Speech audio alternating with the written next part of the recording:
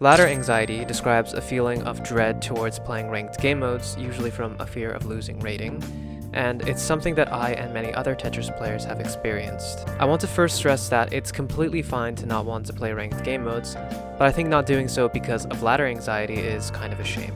That's because a lot of the time, those who have ladder anxiety are people who really care about improving at versus. The release of Tetra League in 2020 led to a huge jump in the average skill level of the Tetris community throughout the past few years, and not participating in it is ignoring a really strong tool for your improvement. I definitely did this, and I think I would have reached my current skill level in much less time had I invested even a little bit more time into ranked. Here are the 3 main feelings I think underpin ladder anxiety. Let's explore each one. 1. I'm anxious about playing poorly or beneath my true skill level.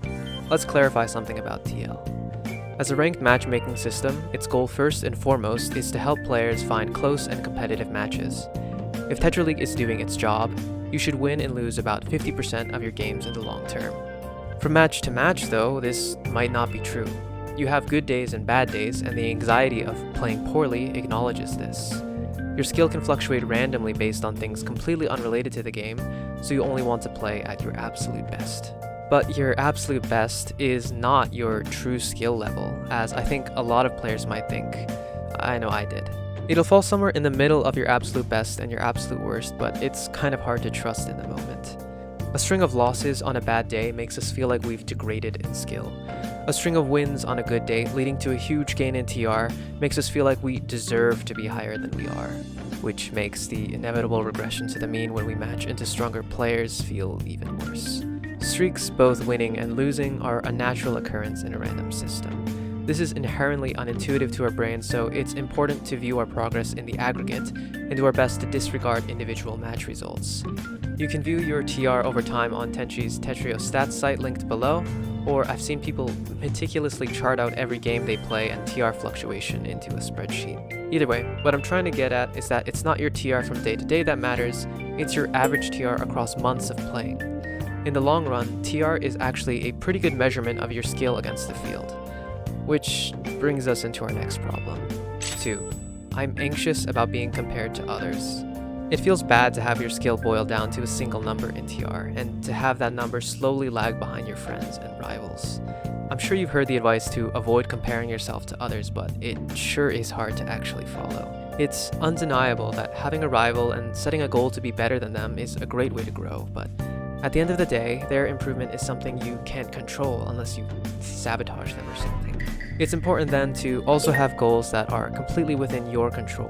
These can be small individual things to focus on, like never needlessly covering garbage, avoiding creating dependencies for pieces you don't have, always making sure you receive garbage before you send a spike. Make a mental note or even write these down before you sit down to play. Win or lose, maybe your opponent just really popped off for one match.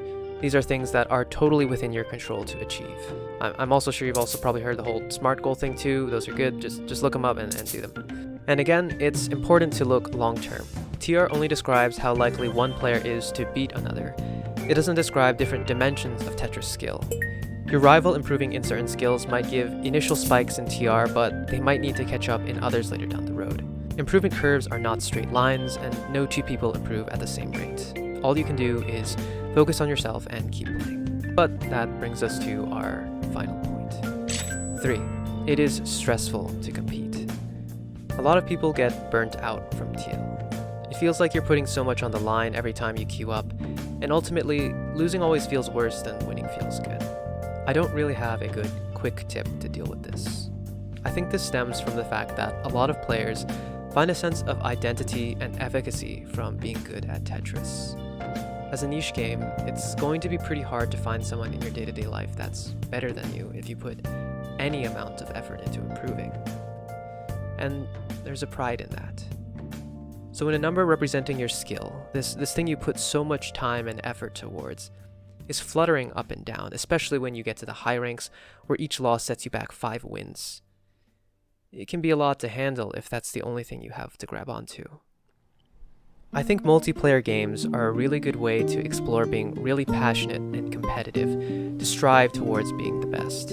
With Tetris being such a niche game that you can get so good at just by grinding by yourself, I think it can be a lot of people's first exposure to really going off the deep end with competition. But I think, at least personally, being the best or among the best at something can't be the only thing holding up your identity and self-worth.